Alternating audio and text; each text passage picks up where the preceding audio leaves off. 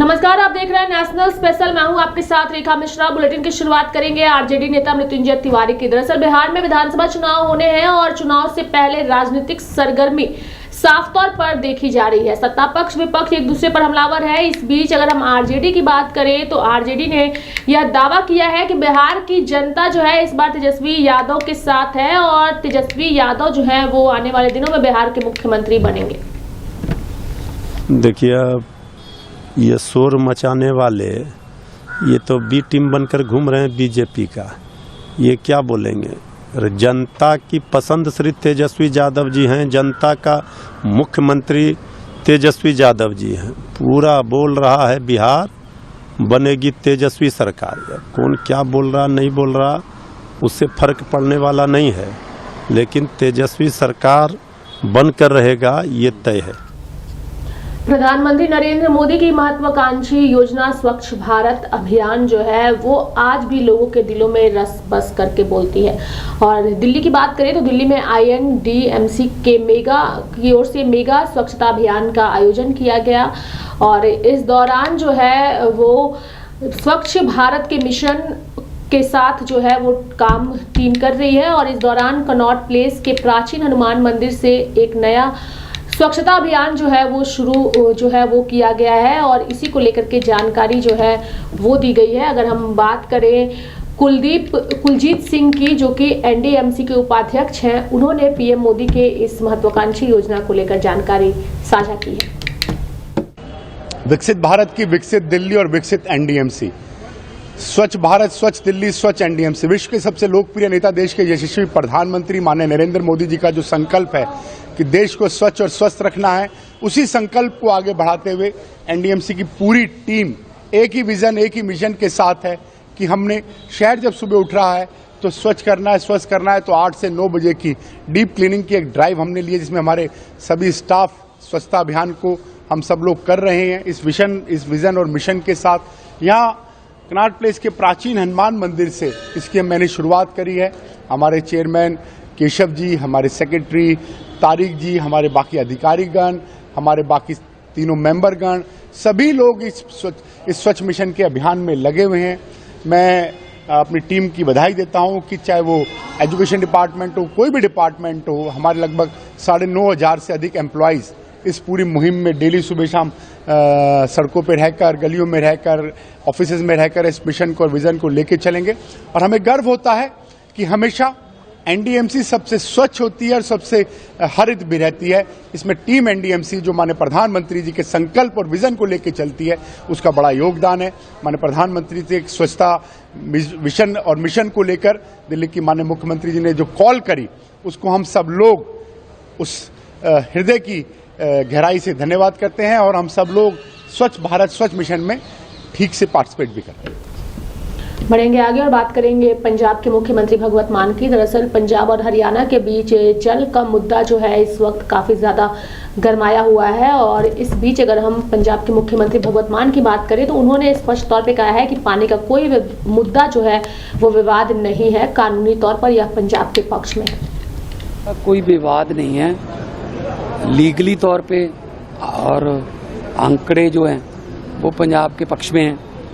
हमने जितना पानी उनको अलॉट किया था 1 साल के लिए, वो अपना 10 महीने में इस्तेमाल करके फालतू 2 महीने का पानी मांग रहे हैं। और उनके पास सिर्फ यही तर्क है कि पहले हमें मिलता रहा है जी 10-15 साल से, अब पहले वाली बात नहीं रही।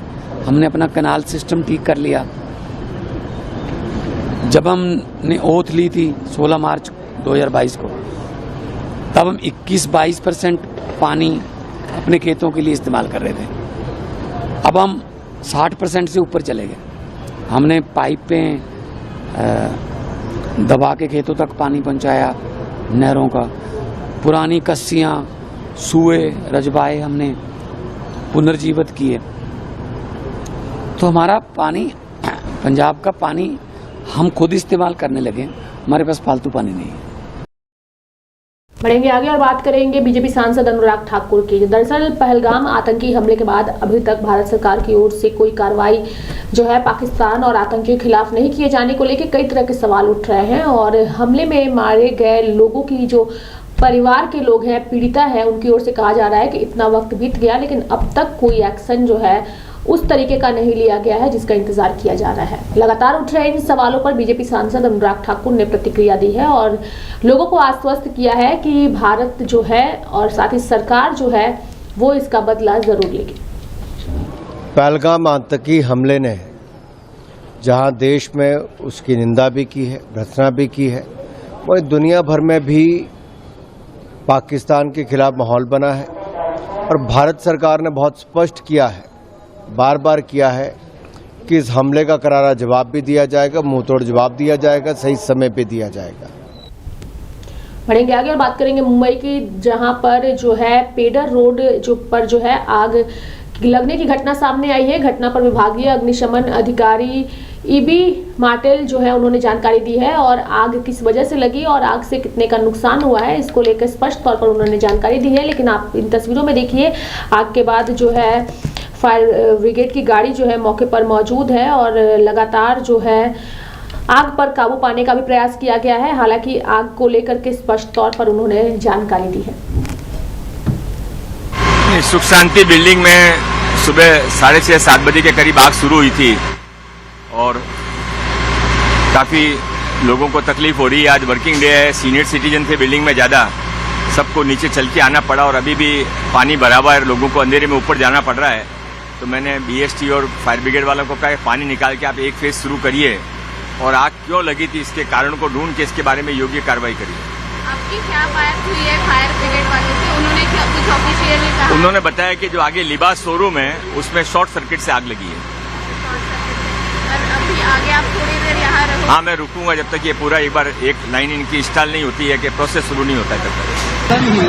आज सुबह 6:30 बजे के करीब यहाँ पे जो सुख शांति बिल्डिंग है ग्राउंड फ्लोर पे लिबास शोरूम है, जो कपड़े का शोरूम है, उसमें सुबह 6:30 बजे आग लगी है।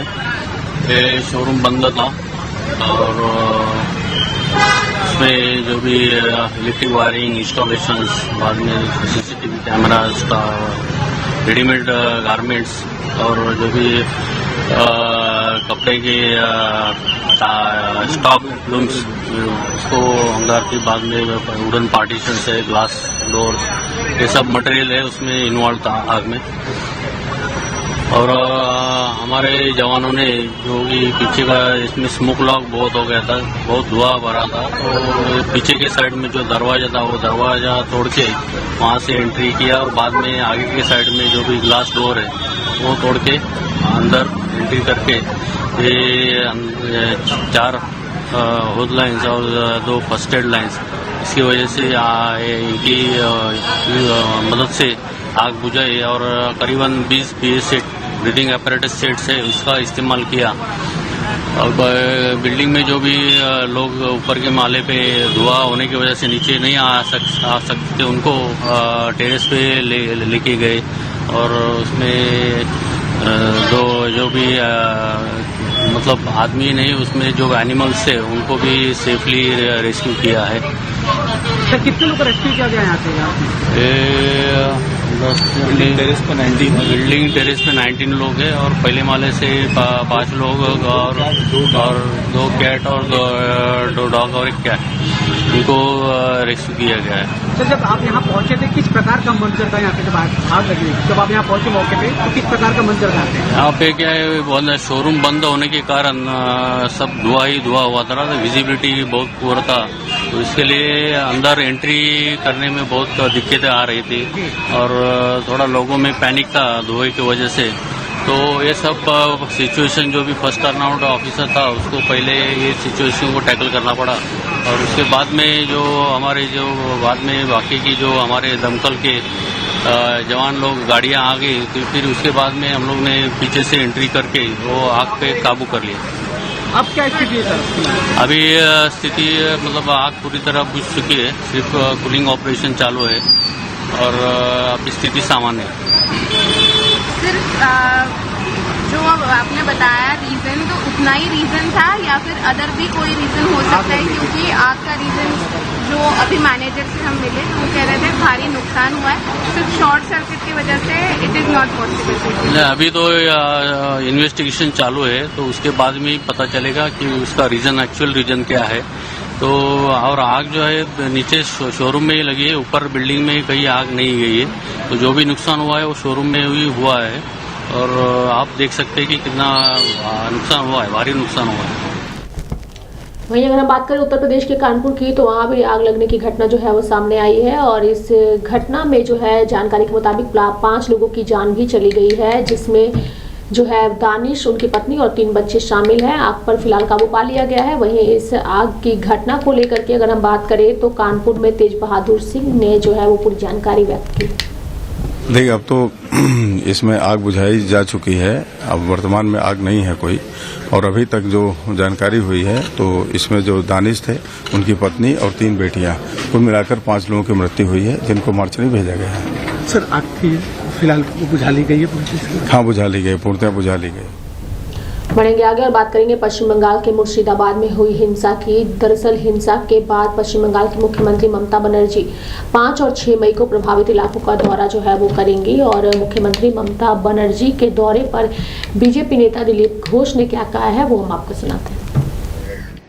ये तो मुख्यमंत्री जी को पहले जाना चाहिए था मुर्शिदाबाद, क्यों नहीं गए? वो यहाँ इमाम लोगों को बुला करके मीटिंग किया, उनका प्रशंसा किया, सम्मानित किया, मंदिर उद्घाटन किए, वहाँ गए। लेकिन जहाँ हाहाकार कर रहे थे हिंदू, और एक बार नहीं, बार बार मुर्शिदाबाद मालदा में हिंदुओं के ऊपर अत्याचार होता है, उनका घर छोड़ना पड़ता है, उनका संपत्ति को बर्बाद किया जाता है, जलाया जाता है। कभी ममता बनर्जी कुछ नहीं बोली, और इस बार भी नहीं। और अब इसीलिए इतना देर जा रहे हैं कि वहाँ का सारा जो चिन्ह है, जो भी एविडेंस है, उसको मिटा दिया जाएगा। उनके साथ जो प्रेस वाले जाएंगे, उनको उनके सामने कोई एविडेंस नहीं रहेगा, कोई ऐसा चित्र नहीं रहेगा, क्योंकि 3-4 दिन के बाद से ही वहाँ रिपेयरिंग शुरू हो गया था। सरकारी अलग अलग दफ्तर के ऑफिसर जाके सीमेंट बालू लेके मंदिर को रिपेयरिंग करना, घर को रिपेयरिंग करना, यही करना शुरू किया था कि लोगों को पता ना चले कुछ ऐसा घटना हुआ है, क्योंकि ममता बनर्जी उसको नकार दिए। बढ़ेंगे आगे और बात करेंगे प्रधानमंत्री नरेंद्र मोदी की महत्वाकांक्षी योजना जो है सूर्य घर योजना। उन्होंने इस नाम से, यानी कि प्रधानमंत्री सूर्य घर योजना नाम से एक योजना जो है वो शुरू की है। इस योजना के तहत जो है मार्च 2027 तक 50,000 उपभोक्ताओं तक पहुंचाना है। यह पहला विशेष रूप से घरेलू उपयोगकर्ताओं के लिए है, और अब तक त्रिपुरा में इस योजना के तहत करीब 13,536 लोगों ने पंजीकरण कराया है, और 266 सौर पैनल पहले ही स्थापित जो है वो किए जा चुके हैं। पीएम मोदी की इस महत्वाकांक्षी योजना की अगर हम बात करें तो इस योजना को लेकर के राज्य के ऊर्जा मंत्री रतन लाल नाथ ने पीएम मोदी का धन्यवाद दिया है और इस योजना पर अपनी बातों को रखा है। प्रधानमंत्री जी को धन्यवाद देता हूँ। प्रधानमंत्री जी ने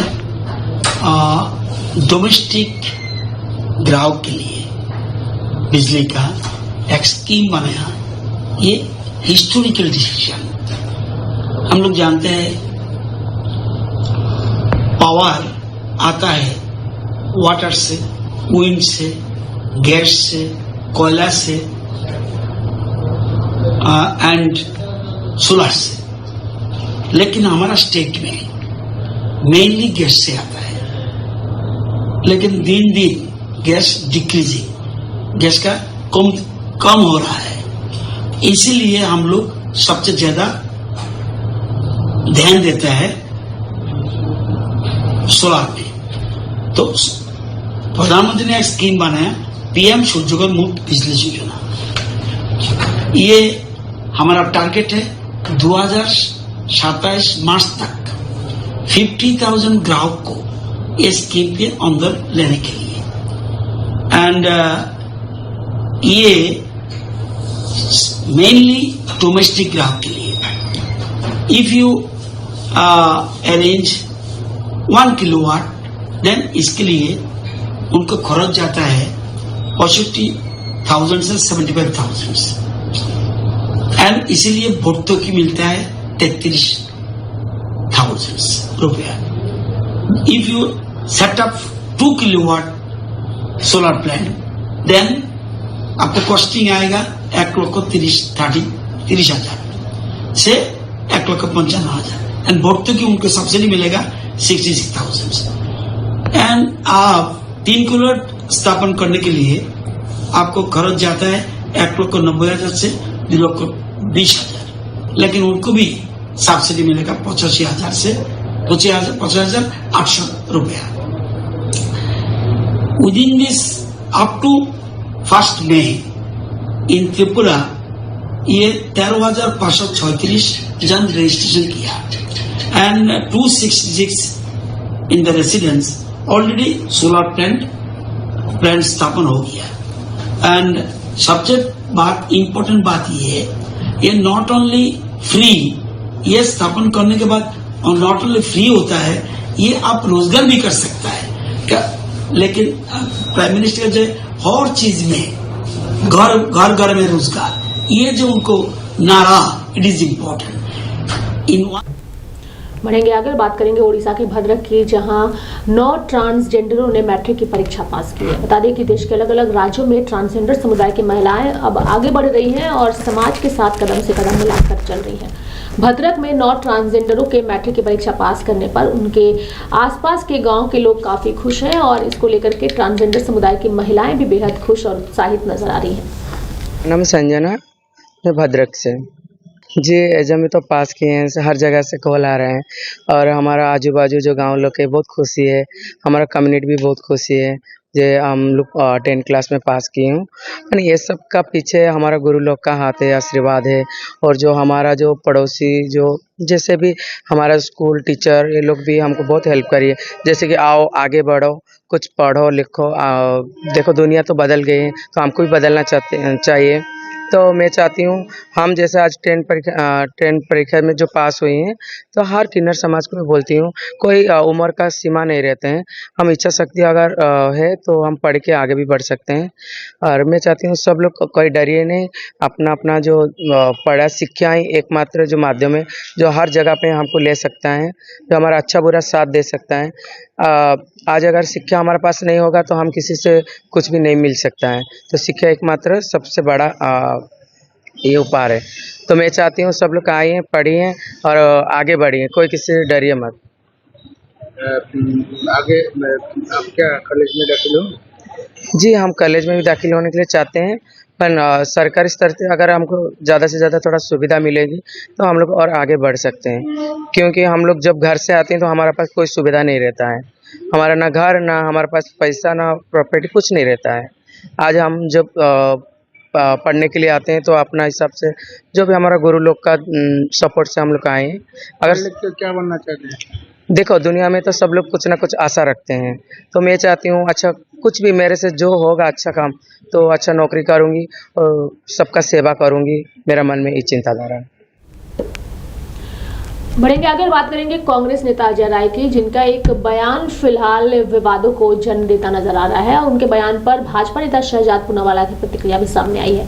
सबसे पहले हम आपको बताएंगे कि अजय राय ने आखिर ऐसा क्या कहा है जिसके बाद भाजपा नेता शहजाद पूनावाला ने उन पर हमला बोला है। दरअसल अगर अजय राय की बात करें तो अजय राय ने जो है पाकिस्तान पर कोई कार्रवाई ना हो इसकी पैरवी की है और सेना के मनोबल को एक के बाद एक नेताओं द्वारा तोड़ने का काम जो है वो किया जा रहा है। ये बातें शहजाद पूनावाला का कहना है। उनका कहना है कि कांग्रेस और पाकिस्तान दो शरीर एक जान की तरह पेश आ रहे हैं। सवाल तो ये बनता है कि क्या कांग्रेस में राहुल गांधी की कोई सुनता नहीं है या वे दोहरी नीति अपनाते हैं। यानी कि अजय राय के बयान पर शहजाद पूनावाला ने कांग्रेस और राहुल गांधी पर ही सवाल उठा दिया है।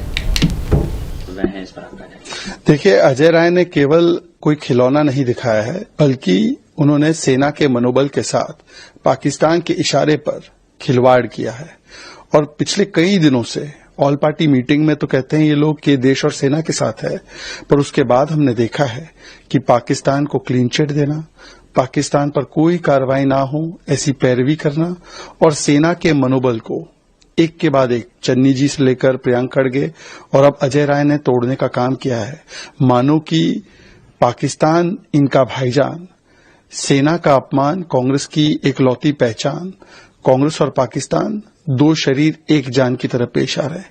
जो पाकिस्तान चाहता है, जो पाकिस्तान का नैरेटिव है, वही चीज कांग्रेस पार्टी पाकिस्तान के पीआर एजेंट की तरह लगातार बोल रही है। और इसीलिए सवाल तो ये बनता है कि राहुल गांधी बताए, राहुल गांधी की कोई सुनता नहीं है कांग्रेस में, या राहुल गांधी दोहरी नीति अपनाते हैं। ऑल पार्टी मीटिंग में राष्ट्र नीति का वो एक चोला पहन लेंगे और राष्ट्र नीति का चोला पहनने के बाद वोट बैंक नीति पर तारिक कर्रा हो, सिद्धरमैया हो, चन्नी जी हो, रॉबर्ट वाड्रा हो या प्रियंक खड़गे हो या अब अजय राय है, उनको इस प्रकार के हथकंडे करने देंगे। और सेना का अपमान कोई नई बात तो है नहीं कांग्रेस के लिए। सड़क का गुंडा, सर्जिकल स्ट्राइक, खून की दलाली, बालाकोट एयर स्ट्राइक में चील कौवे मरे, नेशनल वॉर मेमोरियल नहीं देना, ये लगातार श्रृंखला रही है कांग्रेस पार्टी की सेना विरोधी बात रखने की। पर इस बार तो अजय राय ने सेना और सुरक्षा का भी विरोध किया है और उन्होंने संस्कृति का भी मकौल उड़ा है। तो ये संस्कार और संस्कृति विरोधी भी है, ये सेना और सुरक्षा विरोधी भी है। तो मेरे साथ फिलहाल अभी के लिए इस बुलेटिन में इतना ही। आप देखते रहिए लाइव इंडिया हर पल। नमस्कार।